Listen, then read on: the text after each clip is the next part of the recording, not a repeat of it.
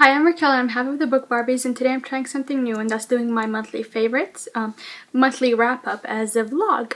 I did read a lot of books this month. My record for books read per month is 25 books, and that was in December. This month I only read 20. I did want to beat that record, but I started watching Game of Thrones last week, so I dedicated my time to that instead of reading. But I did read 19 books, so that's like my second highest number. So let's jump into it. I started the year by reading We Were Liars by E. Lockhart. A lot of early reviewers and bloggers like that one, and I will have to say there's only one positive thing that I have to say about it. I didn't hate it, but there was a lot of things that didn't work for me. I wanted more.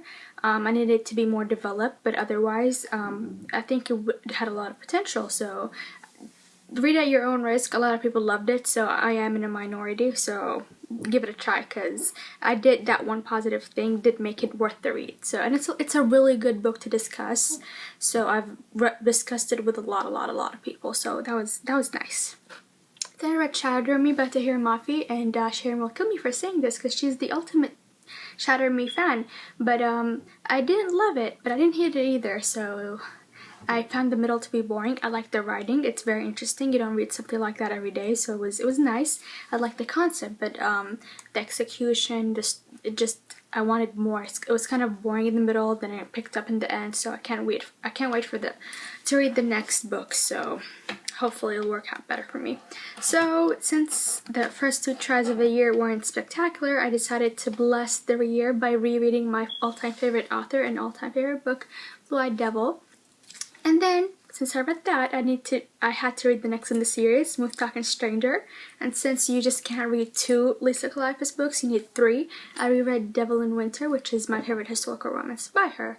I love Sebastian, I love Hardy Cates, I love Jack Travis, I love Lisa Kleypas. She's my all-time favorite. And blessing the year by reading Lisa Kleypas worked, because my next read is Dangerous Girls by Abigail Haas, and I loved it. A+, A+, A+, A+ all over the place. It's a YA mystery thriller, and it will keep you on your toes. You're gonna be flipping the pages, and I've never read anything like it, and it's amazing. I cannot stop thinking about it, and it's been weeks since I read it. I forced Sharon to read it, and she loved it. For the love of God, just read this book, and you will love it. Then I read A Girl Named Digit by Annabelle Monaghan. It was cute, it was fun to read. The main character was kind of very stupid. She's one of those geniuses, but book smart, not street smart. It was fun to read, so I can't complain about that, but it wasn't spectacular. I wanted more. Then I read Foreplay by Sophie Jordan, and it was very addictive. Sophie Jordan is a local Houston author, so I needed to read her, and I've put her off for years. And I finally picked a book up by her, and it was very addictive. There was things I didn't like at the end, like super dramatic, boom, bomb, whatever. I didn't like that, but overall it was very addictive. I couldn't put it down. The main characters had great chemistry, and I cannot wait for the next book in the series. So then I read Wreck by Priscilla West, and I skimmed through it, like I skimmed a lot of it, so it's kind of a did not finish, but it's just not for me. I did read it with Virtual Book Club, and we had a lot of fun because there were so many hilarious, supposed to be sexy scenes, but they weren't sexy, they were funny, and it was just, I don't regret reading that book just for that, because I laughed so much, so there's that. And since I read 2 books that I didn't enjoy, I was like, hey, let's read another Lisa Kleypas, maybe it'll work out better this time.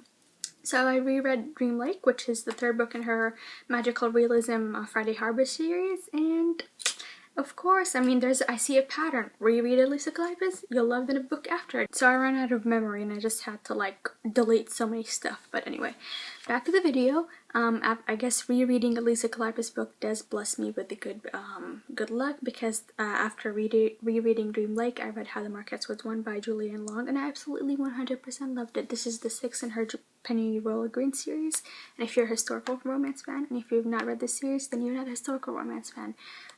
Julianne Long she's just amazing with dialogue, and I cannot recommend this series enough.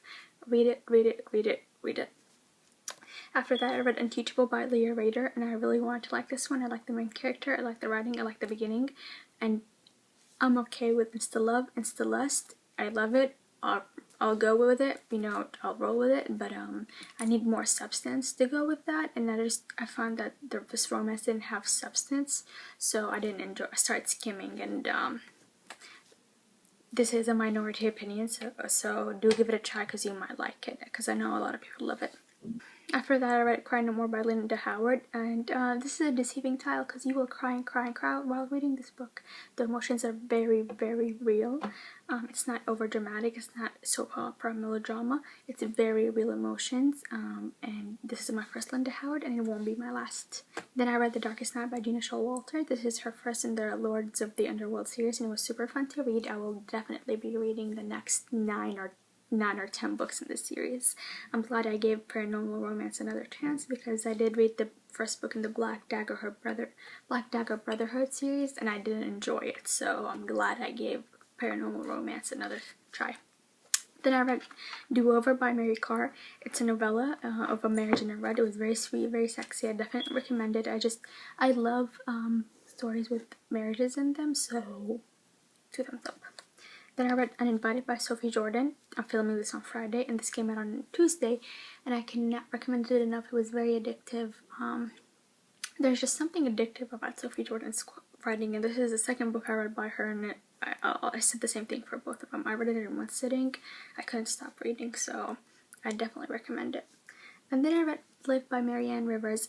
Like Cry No More, this one has a lot of real emotions, not melodrama, not super soap opera drama, but very real emotions. The characters are also very real, not black and white. There's gray areas. They do bad things, they do good things. It's very very real. This is Marianne Rivers' first full-length novel. Her deck was a novella, The Story Guide, and it's better than most full-length novels I've read, so I knew I was gonna love this book and it didn't disappoint, and I cannot wait for the next one. But contemporary romance fan, do pick up Marianne Rivers, and it's like $3.99, so I mean it's super cheap and super worth it. Then I read When Harry Met Molly by Carrie-Anne Kramer. Super crazy book, but I absolutely loved it. This is not for everybody. You have to be in the right mood, I guess. You need to want to read a crazy book to read this book. There's a lot of crazy stuff, but so many passages made me laugh out loud, and I kept going back and rereading them, so I mean I loved it for that. And I will definitely read the next books in the series, and I will definitely reread this one because it's just super hilarious. And last but not least, Love You First by Megan McCaffrey. I put this off for years, but I finally read it, and of course I'm so happy I jumped on the Jessica Darling bandwagon because I absolutely loved it. Super realistic. There were some cliches and stereotypes about high school, but even though this was published in 2002, I found their setting of high school to be very realistic, even more so than books published today. So 2 thumbs up for that. And if you haven't read it, what are you waiting for? Don't be a dummy like me, and please pick it up. So that's it. 19 books this month. A lot of new authors. I usually read a lot of the same authors, so, and a lot of series, so that's something very different for me. But overall a very good month, and hopefully February will be just as good. So thanks for watching this. Hopefully if you like it, tell me so I could do more of these.